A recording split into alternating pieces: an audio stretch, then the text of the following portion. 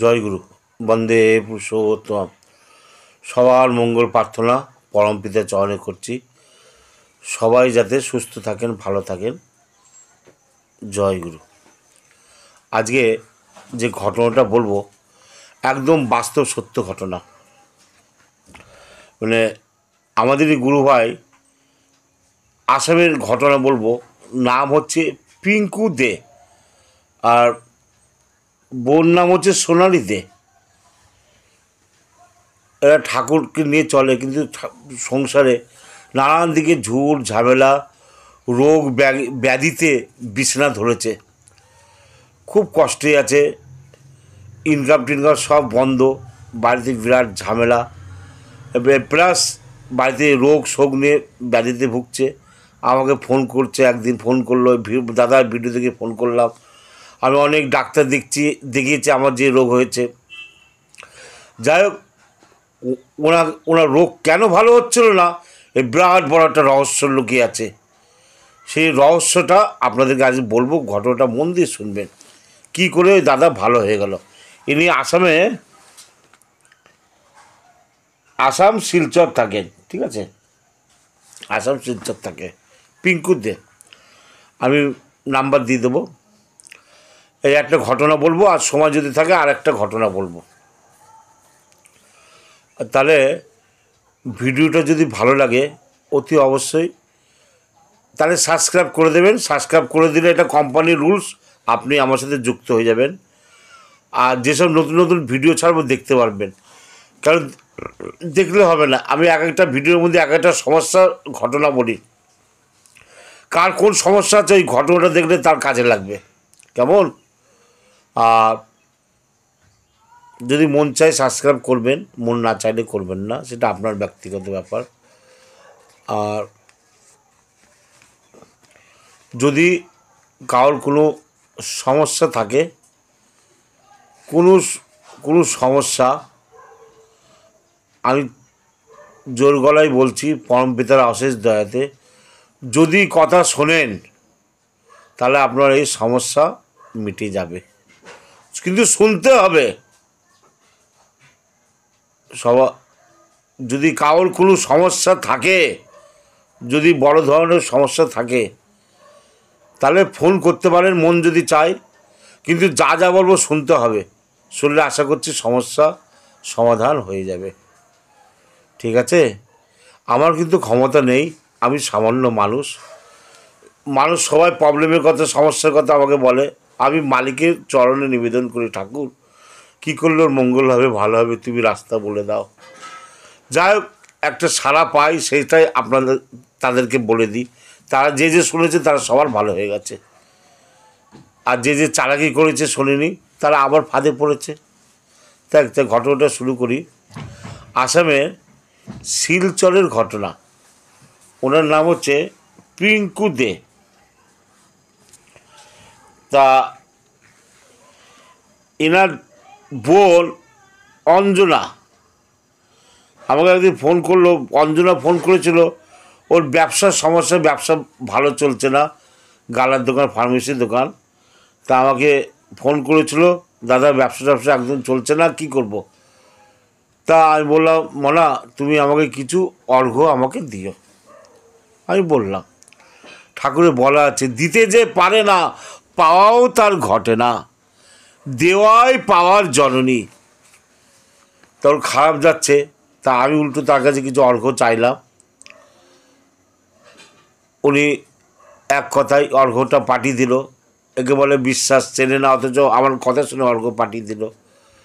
তা কিছুদিন পরে বলছে, দাদা ব্যবসাটা রানিং হয়েছে, ব্যবসাটা চলছে ভালো। তা ওই যে বিশ্বাস করে পাঠিয়ে দিয়েছিল, তার কিন্তু কাজটা হলো।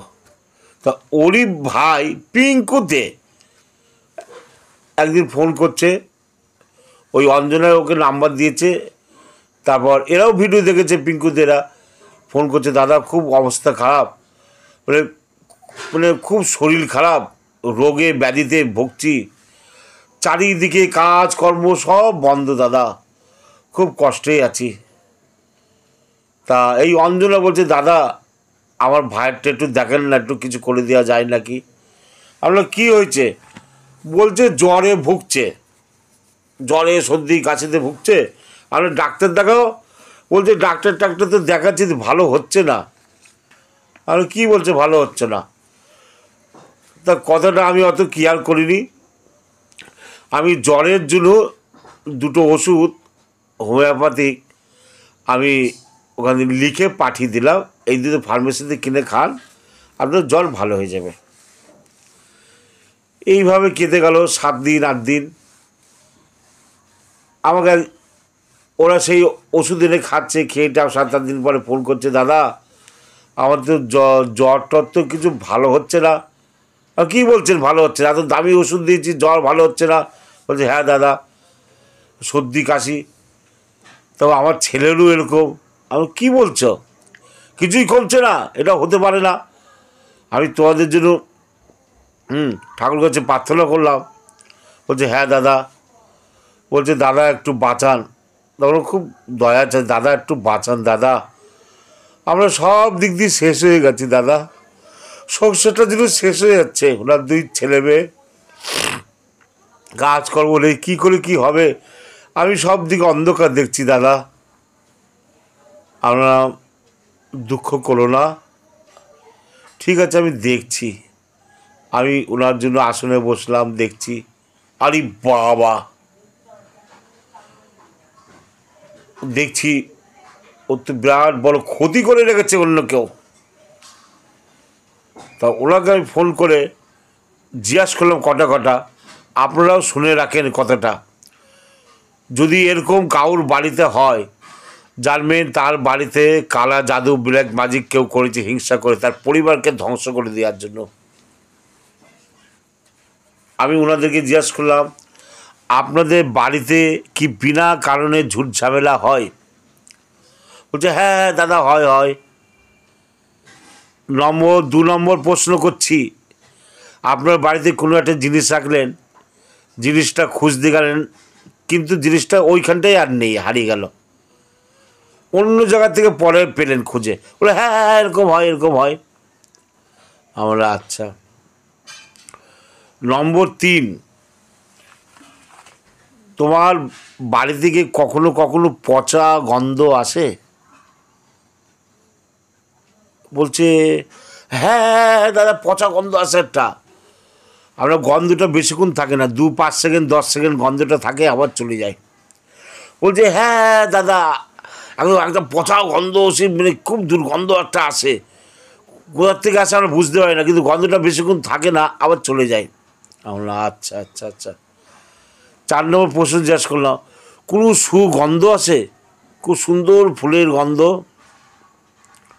বলছে হ্যাঁ দাদা একটা ফুলের গন্ধ, খুব সুন্দর গন্ধ, মন ভরে যায়, এত সুন্দর একটা গন্ধ আসে। আমার কাজ হয়েছে। তখন ওনাকে বললাম, আপনার বাড়িতে আপনাদের নিয়ে কালা জাদু করেছে, যাতে আপনার পরিবারটা ধ্বংস হয়ে যায়, ফিনিশড হয়ে যায়। বলছে কি বলছে দাদা? তা ওনার বউ হচ্ছে সোনালি, বলছে আমরাও সন্দেহ করেছি, এত দিনের পর দিন মানে যে কাজে হাত দিচ্ছে সেই কাজ ক্ষতি, যে কাজ হাত দিচ্ছে সেই কাজই ক্ষতি, চারিদিকে যেন ভেঙেছে চুরমার হয়ে যাচ্ছে। তা ওনাকে বললাম এটা তো হবেই, এটা তো হবেই। ভূতেরা কোথায় বসবাস করে? পুরনো ভাঙাচোরা বাড়ি, নোংরা ঝুল ময়লা, সেখানে ভূতেরা, বা কোনো পুরনো জায়গায় যেখানে মানুষজন কেউ আসতে পারে না, তারা ওই জায়গা পছন্দ করে, ওইখানে তো। তা ওরা আপনার বাড়িতে ঠাঁই নিয়েছে, ওরা যখন ঠাঁই নিয়েছে আস্তে আস্তে যাতে ওই আপনার বাড়িটা ওরকম নোংরা ঝুল, যাই হোক আপনার বাড়িতে আস্তে আস্তে সব ক্ষতি হয়ে শেষ হয়ে যাবে, ওরা তো ওটাই চায়। ব্যাস, এবার আমি ওনাকে বললাম, দাদা আপনি কষ্ট করে একটু ধাতু দান করেন। আমি তো একটা ধাতু দান করলাম, কারণ কিছু না দিলে কিছু কাটানো যাবে না। সে ডাক্তারকে হাজার হাজার টাকা, কত টাকা ডাক্তার যখন যা বলছে দিচ্ছে, কিন্তু কাজ হচ্ছে না। কিন্তু যে ভালো করতে পারবে, যার দয়ায় ভালো হবে, তিনি হচ্ছে পরম পুরুষ, পরম পিতা। তাই ঠাকুরের তো বলাই আছে, ফাঁকিতে মাল বাগাতে চাস, ঠাকুর কি তোর এতই ব্যাকুপ। তাই বলছে দিতে যে পারে না, পাওয়া তার ঘটে না। আরও বলল নিজের বেলায় সব চলে তোর, আমার বেলায় আটিকুটি। যাকে দিলে আমাদের সব উদ্ধার হবে, তার বলে আমাদের হাত খোলে না। কিন্তু এই পিঙ্কু দে, সোনালি দে সেটা করেনি। এরা যে ঠাকুরকে বিশ্বাস করে। আমি বললাম, বলা যাই হোক, ওর দিদি আছে বা বোন আছে, যার যার কাছ থেকে ধার দেনা করে, যাই হোক কষ্ট করে, ওদের তো ক্ষমতা ছিল না, এমন অবস্থা, ধার দেনা করে আমাকে অর্ঘ্য পাঠিয়ে দিয়েছে। আমি যা চেয়েছিলাম তাই পাঠিয়েছে। পাঠিয়ে দিয়ে বলছে দাদা অর্ঘ্যটা পাঠিয়ে মনটা খুব আনন্দ লাগছে। আমি বললাম পাগল, তোমার অন্তরে কে থাকে? ঠাকুর। তা ঠাকুর আনন্দ পেল। এই যে তুমি বিশ্বাস করে পাঠালে, আমাকে এই ভিডিওতেই দেখেছো, চেনো না, অথচ অর্ঘ্য পাঠিয়ে দিলে, অতগুলো অর্ঘ্য পাঠিয়ে দিলে। তা ঠাকুর খুশি হয়েছে। ঠাকুর যখন খুশি হয়ে গেছে, তার প্রমাণ তুমি সঙ্গে সঙ্গে পেয়েছো। অর্ঘ্য পাঠানোর সঙ্গে সঙ্গে তো মনে আনন্দ এসছে। ওনার বউ বলছে হ্যাঁ দাদা খুব আনন্দ লাগছে অর্ঘ্যটা পাঠিয়ে, আনন্দ লাগছে তো? বলছে হ্যাঁ দাদা, যাও তোমার কাজ হয়ে যাবে, আর চিন্তা করতে হবে না। এবার ওনাদেরকে বলে দিলাম এই এই এই টোটকাটা আপনি কাজটা করেন। ও ভূত কেন, জিন কেন, ভূতের বাবা সব দৌড়ে পালিয়ে যাবে। এমন একটা কাজ দিলাম, পৃথিবীর যত বড় প্রেতাত্মা হোক, যত বড় অশরীর শক্তি হোক, তাকে যেতেই হবে। সে আর বাড়িতে বসবাস করতে পারবে না। আজকে এই মাসখানিক হলো, তারা এখন রোজই ফোন করে, বলছে দাদা আপনি যা যা বলেছেন কাজটা শনিবার আর মঙ্গলবার করতে হবে। ওনাকে বললাম, বলছে ঠিক আছে, শনিবার মঙ্গলবার করে। আজকে মনে হয় মাসখানিক হতেই চললো। মোটামুটি ঠাকুর পরম পিতার অশেষ দয়াতে তার রোগ ব্যাধিও ভালো হয়ে গেছে, আর বিছনায় পড়ে নেই এখন। তাহলে হাসে, আমরা চিন্তা করো না মা। আমি ঠাকুর কাছে প্রার্থনা করি, কাজ নেই তো কিছু, কাজ উড়ে আসবে, আর তোমাদের কোনোদিন ভাতের অভাব হবে না, যেখান থেকে অন্ন আসবেই। আমরা কি অন্ন আসছে না যেখান থেকে হোক? বলছে হ্যাঁ দাদা যেখান থেকে, কীভাবে জোগাড় হচ্ছে, কিন্তু জোগাড় হয়ে যাচ্ছে। আমরা এটাই ঠাকুরের দয়া। যে গুরুকে বিশ্বাস করে সে তার গুরুর দয়াটা বুঝতে পারে। আর যে বিশ্বাস করে না, খালি চায় আমার ভালো হোক, আমার লোক ভালো হোক, আমার ঘর বাড়ি হোক, তারা কিছুই পায় না জীবনে। তা ওই পিঙ্কুদা, ওরা আমি ফোন নম্বর দিচ্ছি। আমি মিথ্যের লোক হতে পারি, আমি বাজে লোক হতে পারি, আমি ভণ্ড লোকই মনে করেন, কিন্তু এই পিঙ্কুদাকে, ইনি আসাম শিলচর থাকে, এনাকে তো আমি চিনি না, এনাকে আজও দেখিনি আমি। ওই ভিডিও দেখেই ফোন যোগাযোগ। ওনার এই ফোন নম্বরটা বলে দিচ্ছি। এই যে ফোন নম্বরটা, আচ্ছা, এখন গুরুর অশেষ দয়াতে ওদের বাড়িতে সবাই ভালো আছে, আনন্দেই আছে। আমাকে সপ্তাহে 2 দিন করে ফোন করবে, দাদা কেমন আছেন না আছেন। আর বলে দিয়েছিলাম ঠাকুরকে নিজের মতন ভালোবেসে খেতে দেবা, আর ঠাকুরকে নিজের মতন ভালোবেসে খেতে দেবা। যা খাবার তোমরা, চা বিস্কুট ভাত ডাল তরকারি রুটি, ওই বাতাসা নকুন্দনা দেওয়ার দরকার নেই। তাকে ঘরের একজন আপন ভেবো, দেখবে ঘরে শান্তি আনন্দ কোথার থেকে সব উড়ে আসবে। ঠাকুর তো নিজেই বলেছে, আমি একটু তোর পরিবারের ওই ভালোবাসাটুকু চাই, তোরা ঘরের সবাই নিজের লোককে যেমন ভালোবাসিস ওই ভালোবাসা আমাকে দে। ঠাকুর তো কিছু চাইনি, একটা ছোট্ট জিনিস চেয়েছে, তাও ঠাকুরকে আমরা দিই না। যাই হোক, অনেকে অনেক নিয়ম কানুন করেন, প্রার্থনা করেন, সৎসঙ্গে যান, দেওঘর যান, আর নিজেকে ভাবছেন আমি অনেক বড় ভক্ত। জেনে রাখেন কিচ্ছু হননি, কিচ্ছু হননি, কিচ্ছু হননি। এই 3 বার বলে দিলাম। যদি ঠাকুরকে পরিবারের একজন ভাবতে পারবেন, নিজের ঘরের লোক ভাবতে পারবেন, যে বাসে জামা প্যান্টে ঠাকুরকে খেতে দিতে পারবেন, মাসে যে শরীর খারাপ হয় ওই অবস্থায় ঠাকুরকে খেতে দিতে পারবেন, যেদিন পারবেন জানবেন ঠাকুরকে নিজের ভেবেছেন, সেদিন আপনার ভিতরে ভাব সৃষ্টি হবে, ঠাকুর জাগ্রত হবে, চোখ দিয়ে ঝরঝর করে জল গড়াবে। এইগুলো যতদিন আপনার ভিতরে সৃষ্টি না হবে, জানবেন আপনি কিছুই হননি, নিয়ম পালন করছে।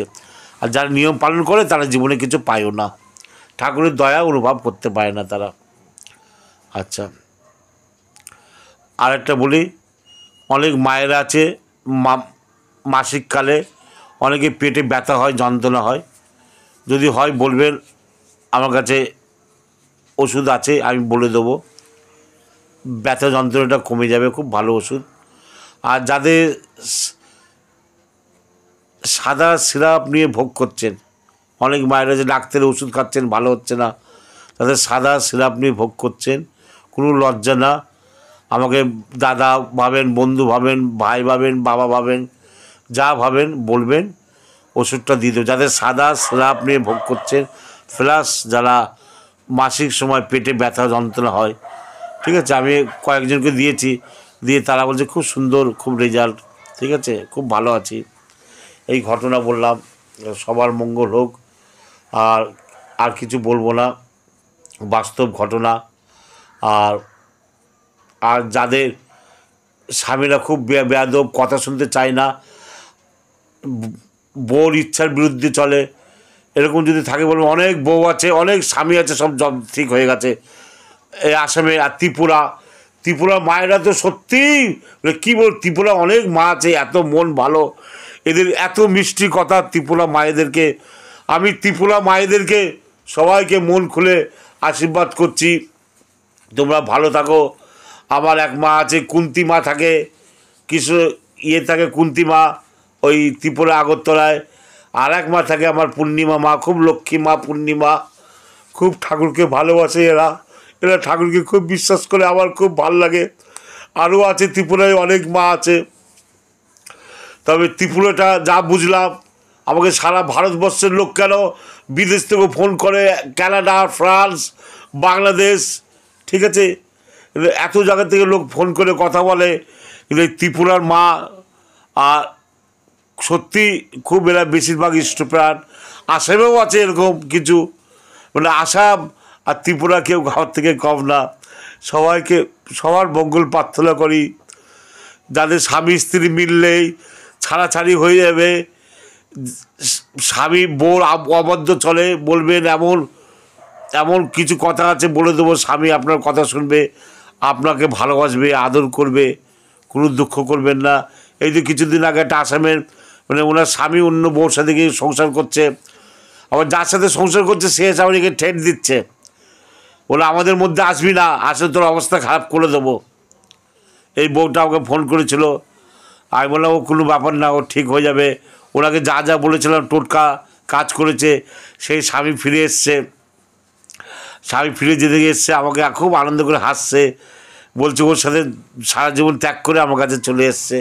কোনো গল্প বলছি না, এটাও আসামেরই ঘটনা, ঠিক আছে। আচ্ছা, যাই হোক, আজ আর বেশি কিছু কথা বলবো না, সবার মঙ্গল হোক। আমি খুব সামান্য মানুষ, আমার কোনো ক্ষমতা নেই। আমি সবার সাথে, অনেকের সাথে খারাপ ব্যবহারও করি। কখন খারাপ ব্যবহার করি জানেন? যখন যারা শুধু নিজের স্বার্থটা বোঝে, ঠাকুরের কথা শুনতে চায় না, আর আমিও তাদেরকে দেখতে পারি না, ঠিক আছে। আমার মালিককে যে ভালোবাসে, আমার প্রভুকে যে ভালোবাসে, আমি তাকে ভালোবাসি, শুনে রাখেন। আর এছাড়া আমি কাউকে পাত্তা দিই না। তাই বলছি, ভক্ত আমি হতে পারিনি, চরণে দিও মোরে ঠাই, চরণে দিও মোরে ঠাই। ভক্ত আমি হতে পারিনি, চরণে দিও মোরে ঠাই, চরণে দিও মোরে ঠাই। তুমি ছাড়া মোর আর কেহ নাই, তুমি ছাড়া মোর কেহ নাই, তুমি ছাড়া মোর আর কেহ নাই, তুমি ছাড়া মোর আর কেহ নাই, তুমি দয়াল হরি দেখা দাও গো, তুমি দয়াল হরি দেখা দাও প্রভু, তুমি ছাড়া মোর কেহ নাই, দেখা দাও হে প্রিয় প্রভু, দেখা দাও, দেখা দাও, দেখা দাও, দেখা দাও। কে কোথায় আছেন দুঃখে কষ্টে জ্বালা যন্ত্রণায়, একবার ঠাকুরকে নিজের মতন পরিবারের মতন ভালোবেসে দেখেন না, কি পাবেন? একটা মাস করে দেখুন না। আমি লোকটা ভণ্ড, চিটিংবাজ 420। ঠাকুর অনুকূলচন্দ্র তো ভণ্ড না, চিটিংবাজ না। ঠাকুর চেয়েছিল তোদের ভিতরেও শক্তি অর্জন কর, তোরা সবাই এক একটা অনুকূল হয়ে হোক, ঠাকুর এটা চেয়েছিল। তাই তাকে নিজের মতন ভালোবাসতে বলছে। এই ভালোবাসার মধ্যেই লুকিয়ে আছে ঠাকুরকে আপন করা। আর কোনো রাস্তা নেই, কোনো রাস্তা নাই, কোনো রাস্তা নাই। একটা মাস করেই দেখেন না। আমি নিজে করে ভুক্তভোগী, একবার করেছি, ভালোবেসেছি, তাই তো বুঝেছি, তাই তো সবাইকে বলি। সে কোনো ডোম চারাল মুচি, হ্যাঁ, যে শস্ত্রী নিয়ে যে মাছ মাংস খায়, তিনি সবার হাতেই গ্রহণ করে। তিনি তো কাউকে ফেলেননি। আপনি বলেন না আপনার 3 ছেলে মেয়ে যদি হয়, কোনো ছেলে যদি শয়তান বদমাস চোর ডাকাত হয়, আপনি মা হয়ে ফেলতে পারবেন না। তাও দুটো ভাত দেবেন। তা ঠাকুর তো আমাদের এই দেখা দাও হে প্রিয় প্রভু, দেখা দাও, দেখা দাও, দেখা দাও, দেখা দাও। ভগবান ভগবান হে প্রিয় প্রভু, দেখা দাও, দেখা দাও, দেখা দাও, দেখা দাও। আজ এখানেই শেষ করলাম। সবার মঙ্গল হোক, সবার ভালো হোক, সবাই আনন্দে থাকেন। এই আনন্দ থাকার রাস্তা একটাই, তাকে নিজের ঘরের মতন যদি ভালোবাসতে পারেন। এছাড়া কোনো রাস্তা নাই, কোনো রাস্তা নাই, কোনো রাস্তা নাই। জয় গুরু, বন্দে পুরুষোত্তম।